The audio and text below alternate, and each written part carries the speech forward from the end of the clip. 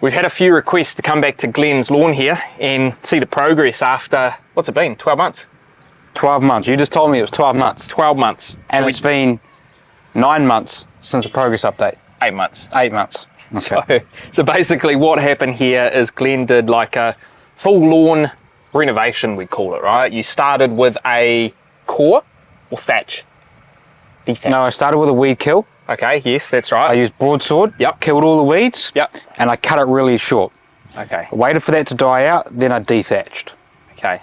Pulled all the dead leaf out, pulled all the thatch out, then cored. Yep, and we use like professional grade equipment. I also had some fert down, some long-term fert down as well. Okay. And then that's right, you put some slow release granular fert. Yep. At the start. Cored it. Yep. Underseeded. Yep. With 100% pure kikuyu seed. Yeah, overseeded. No, overseeded, but under the top layer of soil, because then I soiled over the top of that. Because you bought like 3 or 4 cubes of soil in here to try and level it out. And I used real clean topsoil, and then I suppose you'd call it overseeded on top of that. Yeah. So you went heavy on the kikuyu seeding, and that was really expensive as well. So it'd be interesting to kind of just walk across the lawn. It's looking really green at the moment. We've had some really good temps. We're in the high kind of 20 degrees Celsius at the moment. And it roughly needs to be about, if you're doing kikuyu, it roughly needs to be about 20 degrees or more for germination. Yeah. So you can only do this in the summer because it's summer grass, primarily. Yeah, so you did this 12 months ago, so it would have been right on Christmas last year that you went out and did all of this work. So on the NZLA website, they have a calendar which basically shows... Well, yeah, it's an application guide, basically, and they go by month, do this on this month, do this on this month. Now, you can follow it religiously if you want. It can get really expensive and quite pricey, but it's a really good, comprehensive website that maybe is a great starting point, and you can dabble in it as much as you want. Sometimes I think it's a little too much, and you'll work out over time what your lawn needs and what it really doesn't need, but I've also started with the Kiwi Care range, and so I thought they also have not as comprehensive stuff, but they also have an application guide, and it's sort of dulled down a little bit, but I find their products are really nice, and so I'm using a bit of a mixture of that, and I've sort of been peeling back from using a lot on the NZLA, and I'm starting to get a little bit of a feel for what I need and what I don't need, and when I should be applying it and when I don't need to. So I think that sort of is easier on my bank account. But if you're unsure, I would go to NZLA's website, start there, get a feel for it, and you can't go wrong there. So 12 months on, this area in particular here, this has transformed hugely. So this was the best part of the lawn, and it is still now the best part of the lawn. It's looking pretty good. I think it's pretty consistent what you've got through on this side here. Like, you haven't got too many foreign grasses. So you said this is mowed, what, a couple of days ago? Yesterday? This was mowed yesterday, and it probably, in peak season like we're now, I probably need to mow twice a week. Yeah, because this is cut quite high at the moment. It's definitely not a low cut kikuyu, but... Well, part of the reason why I've mown it quite high is that at the moment I've got a little bit of liquid fert down, so I use a little bit of liquid fert, and I keep that high cut because I've mulched this, because I only did it a week ago. If I was to do a full mow, like a catcher mow, I'd pull all that stuff out. So this is cut slightly higher, and the other thing is that you can see, well, we'll take you around the other side, but if I mow it real short, I think it fails to knit a little bit better. So I've got a couple of patches over there where it's a bit bare, but if I have this slightly longer, it sort of hides my patches nicer. So it's kind of faking it a little bit. If I bring this a bit shorter, it exposes those a bit more. So I keep it slightly higher than your lawn, because your lawn's like, what, how many mil? 6 mil? I don't know, 12 mil, 13 mil, quite low. So this has just had a weed application this morning. So there is a bit of broadleaf through here, broadleaf weed. So that's had a weed killer through it. So in the next sort of 5 days, we'll see it brown off. In the next week, we'll see it basically dead. And we've got hopefully a dethatcher on the way. So I will do a dethatch in the next month as well.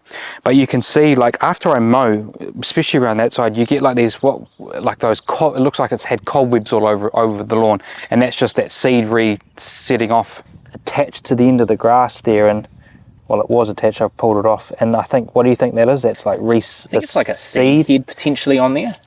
If you know for sure, let us know in the comments below. But it's like, it's attached to the grass, and if you pull it off, it's very fine. But you're right, and it only happens around now. And I thought it was just cobwebs, and I didn't really look into it too much. I thought, oh, maybe spiders have been through here, but it's a bit of a bit of a long shot, and then you like pulled it off, you're like, nah, this is actually attached to seed. So that's good, because you know, I love it to seed and knit a bit better. It's very similar to like the couch grass I've got. So Bermuda grass, for anyone in the United States, that at this time of the year has a lot of seed head on it. You cut it and you come out the next day and it's got all of these like strangly pieces off it. It's a bit of a pain because you can't get like a really nice looking mow. You get it for like that day, you come out the following day and it's like full of it. Yeah, really, really similar here. So I wonder if it's just something that's, you know, particular to warm season grasses, your kikuyas, your Bermuda grasses. But also what you can see through it, so exclude we'll stop looking at all the weeds. You'll see weeds here and there, but you can see that I've got some foreign grasses coming through here. And this is, most of this is crabgrass. And so I do need to do a bit of a selective herbicide to stop these foreign grasses from coming in here. Yeah, some of these are quite big. They might need just pulling out. And then I think probably the key with this lawn, you didn't do it here, I didn't do it at my lawn, is a pre-emergent. And I think we missed the window for that this year, then we can't miss that next year. So that will hopefully remove some of these foreign grasses, and the good thing about kikuyu is that it will grow and fill in the gaps and hopefully cover up. I've got some, like, what did you call that, Fiji grass over here? I don't know, I just saw this kind of patch here, and this reminds me of being on like an island in Fiji. You Especially get that over really thick kind of beachy grass. And I mean, I don't know the way to get that out. It potentially I'm going to have to probably cut this patch out. Yeah. And the reason is I've got some weird grasses, and this is probably the worst little section here, although it looks nice and green and semi-consistent because it's long, but that is the patch where I need to get rid of it. And then you've got a patch of like couch grass as well coming through here. Whereabouts? Oh, well. Oh yeah, there's all You've kinds got some of fine fescue in here. Fescue, I've got a bit of tall fescue, there's couch. But if we come over to here, so this was a real bad spot. And the kikuyu didn't take as well. Can you see all these sort of empty holes here? Well, if you remember from the renovation, we filled a lot of soil down this area. Probably here. too much soil. So we brought it up quite a bit. And the reason why we probably put too much soil in, it probably meant that the seed was too deep.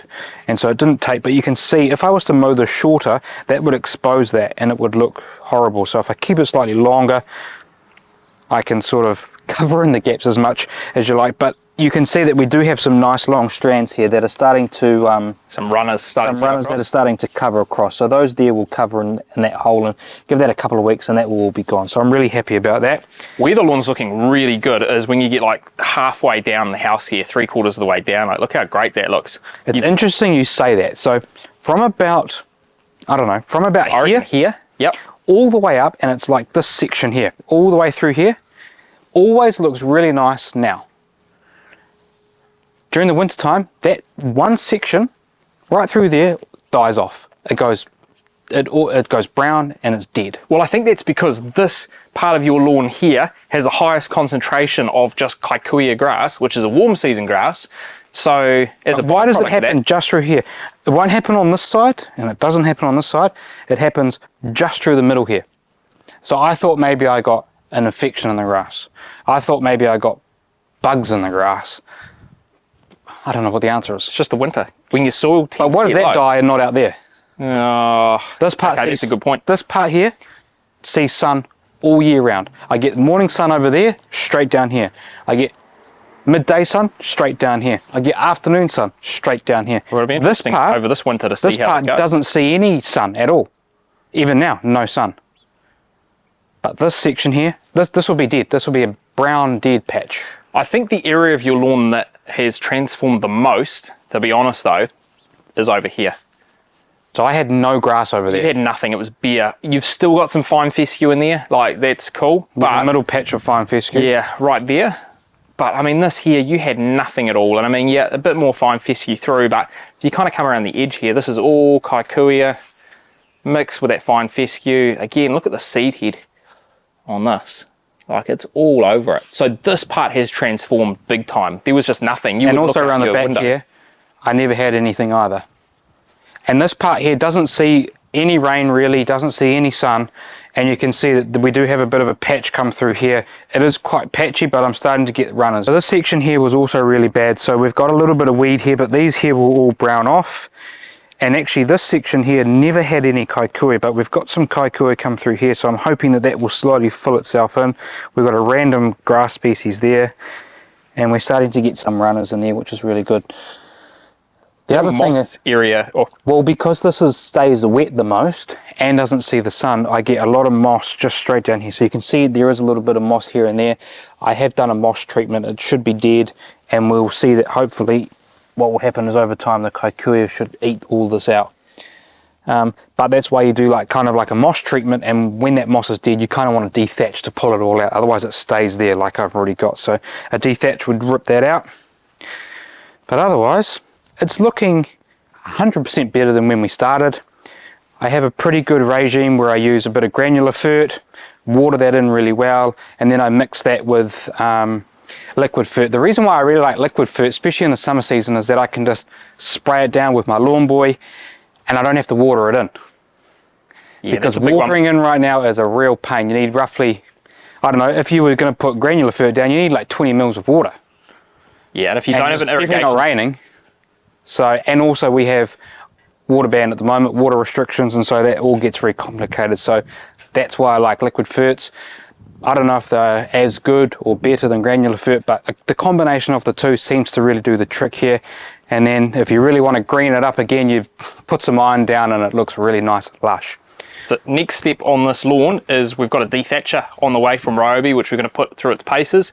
We obviously used a really high-end commercial machine when we did the initial renovation, but just for your regular upkeep, we're hoping that that Ryobi machine will be the ticket.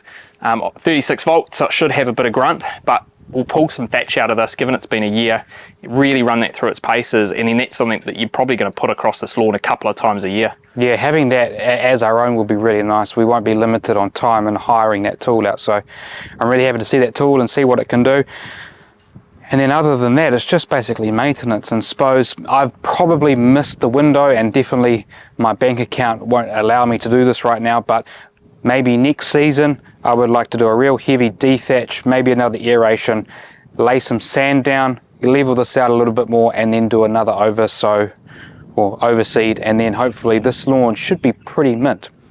But remember, if you go back and have a look at the original videos, I started with in areas no lawn and in areas really bad lawn. So we were almost at the point where I needed to rip this all up and put ready lawn down or something like that. So to be able to renovate this lawn into this type of condition that we're in now is actually really good. And I'm really surprised that a bit of a DIY approach has done so well here. So if you're really interested in how far we've come, go back and check out the other videos. It's basically a step-by-step guideline of how we did this and where we started from and how we did it and the products that we used, and that will really help you out. But that's it from Omni Garage. Thanks for watching, and stay tuned for the next video.